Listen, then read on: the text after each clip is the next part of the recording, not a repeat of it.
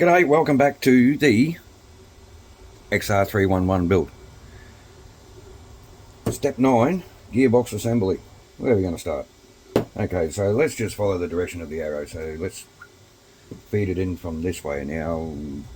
Okay, so your gearbox is flat. On one side is a little bit of a tiny casting ridge there, but this side has a portion sticking up. A locator, it might be.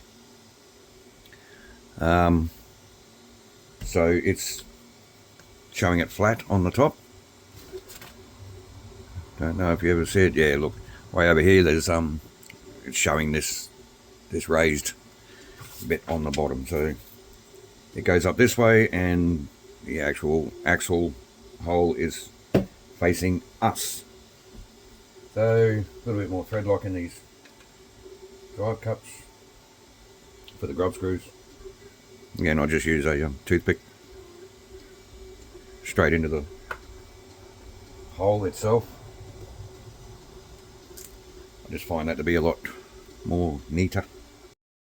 You still got to go back and do some clean up with a rag, but at least you're not getting it all over your fingers. Let me just ramble on a bit while I'm building here. Actually, no, this isn't the build for that, is it? I'm pretty sure most of you guys want to see how this thing goes together as much as I do. So I was just going to start rattling on with the story. Okay, we have our first drive cup. Now, what's the best way to do this? So we have our gear and a shim. That shim sits inside. There's a bit of a recess in that gear there. So that shim sits inside that. Now I'm going to just put a bit of grease on that. And so that means that shim won't fall out now. So I'm going to slide this gear in here first. Then I'm going to slide our shaft, final shaft they're calling. Slide that through our gear. Line up that spline.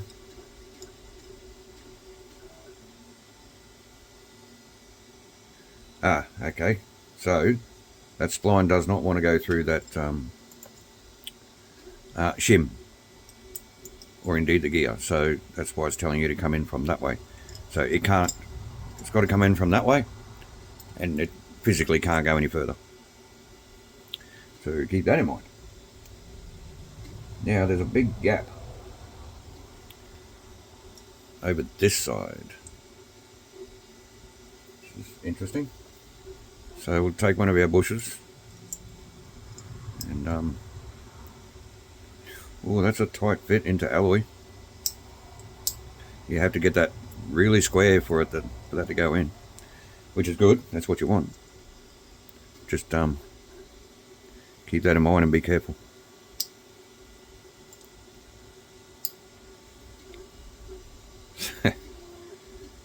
That's so cute. I'm guessing you have another bevel gear that drives that crown wheel, like a pinion. And once the mesh is set, because nothing's stopping this gear from sliding over that way, and when it does, it hits that portion on the inside of the gearbox. So I'm guessing when the pinion goes in, that sets your one, it'd set your backlash, but that'd set your position of the crown wheel there. Let's hope so. So these drive cups, and again they're telling you to use a bit of paper from the parts bags, which don't exist. Maybe they did. So here you go. Anybody watching, if you've ever built an original one of these, and if you can remember back that far,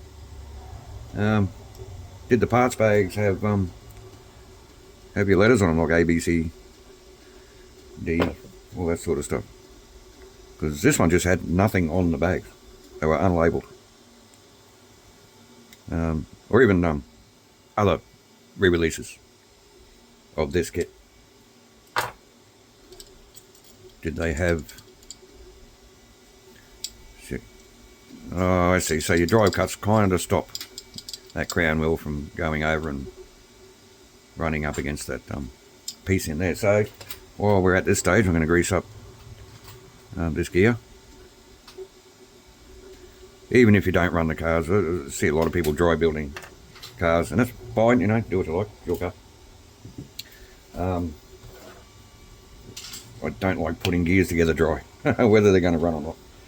Okay, so that is your cute little final drive gearbox thing. So step 10, we have our main mount. That's this one. So we have another shaft, very interesting looking shaft. So that's pre-assembled. Can you see a spline inside that nut? So that's been pressed onto that shaft already for you. That's cool. That goes through. You gave me the fast gear. I gave you the only gear for that. There's only one gear for that. Oh, that's your... Yeah, right. Sorry.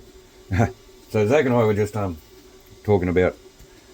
well, he asked what gear ratio I wanted. I said the slowest one. And which led to... not really an argument, but... see, so your gear ratios... for a low gear ratio... the numbers in your ratio itself are higher. They're bigger numbers, right?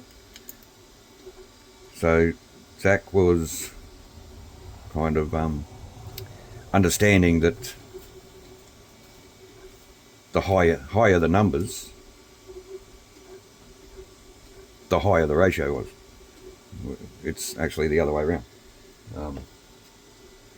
So a 10-to-1 final drive ratio is going to be lower than a 4-to-1 final drive ratio.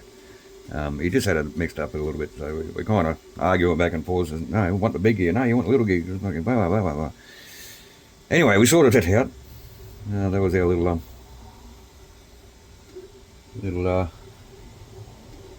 thing for the day. So we got this rather thick, actually, washer. They're 850 bearings, by the way. Got caught up in a story there. So their E-clip.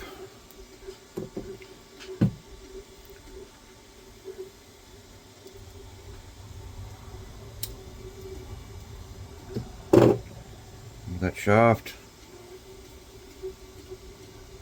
No, I didn't grease any of that up, I don't think. Did I? I don't think I did.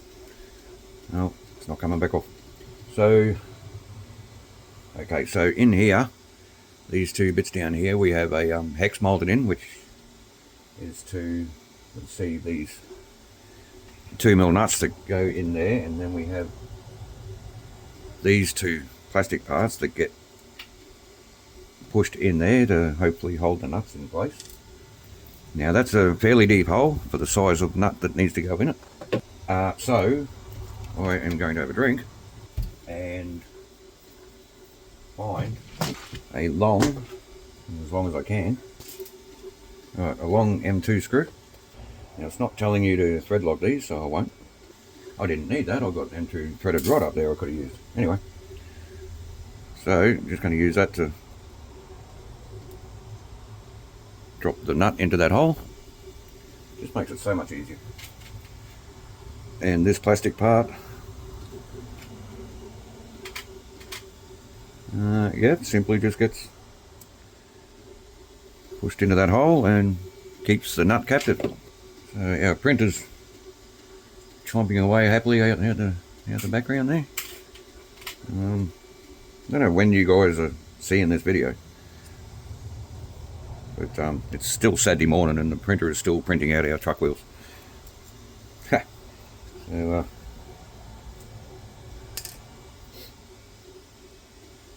I guess you'll probably see the wheels at some point in this video. It's about a 4-hour print, and they're what, about 50% through, 60, 58, nearly 60% through. That one didn't feel as tight. It's not coming out, so that's right. And we're probably about 60% through this chassis build, so that is it for that portion of this gearbox. We need our pre-assembled unit. Oh, the pinion runs on that side. Ah, that is interesting. Okay, so we need a pinion. Slides onto that spline. And then we need BM4, which is like a stepped bush. And I'm going to grease that up. Even though I didn't grease up the other ones. And while it's out here, I'm going to put grease on this bush and the gear itself, even though we've already got grease on the crown wheel. So it's telling you to come in from this end.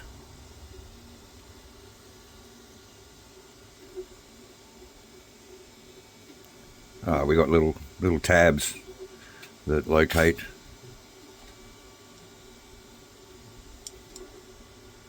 somehow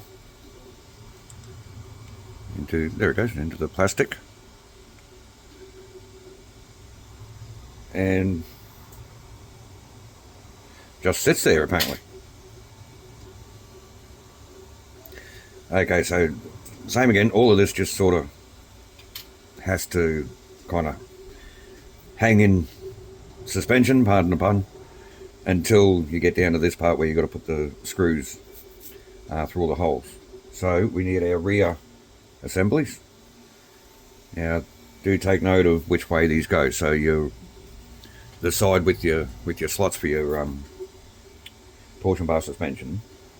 We need our dog bones too. Where are we? I need more parts. So yeah, dog bones. Again, not going to grease them up. So I should grease these holes up there. And I am absolutely loving this build. One, because I've never built one before, and I like coming across new kits that you're not familiar with. So that just sort of, I know that this geometry is nothing new, but just think about, this was way back in 1977. This was Tamiya's fourth RC kit. I think I mentioned in the unboxing video, it says summer in the instructions are on the box. Where did it say? I can't remember. It did say somewhere that this is Tamiya's first RC kit with working suspension. It's really, really cool. So even though, see, everything's falling apart now. So you've got to be really careful here. Try and get this dog bone in without disrupting anything, because they're shiny chrome. They're really slick. See, really slippery on the old tweezers there. Everything's falling out. So what if I put it in that drive cup first? And oh, nearly got it. Just got to turn that hub. There we go. Oh, now it's falling out again. Okay, so if you're a little low on patience,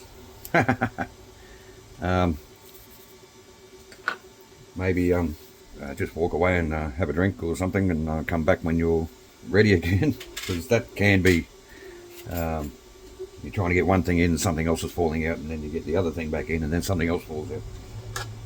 So that can get frustrating. So this is your rear bulkhead to hold everything together. And again, it's not telling you to put thread lock in. I wonder why. So I'm going to grease up these holes for the control arms. Where's your, that's alright, I'll use a knife. Just got a little bit of a dag on the plastic here. And trim that up, and that is hard plastic, man. Now, I shouldn't have done this on the book. And I'm just going to try and slide this whole assembly over without things falling out, and then try and line up everything at once. And well, gee, I think I got it first go. Quick, get the screws in before it falls apart. So where's my rag? Just trying to clean up some of this excess grease. So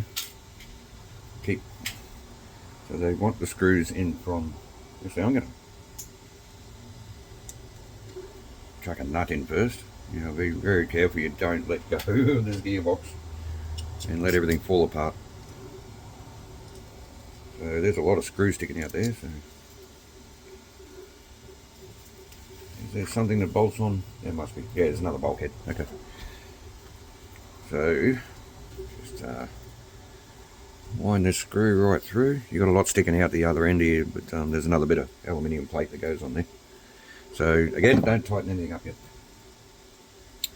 Open another nut first. I wonder why they don't tell you to thread lock it. Maybe there's some misprint. I wonder if we should thread lock it.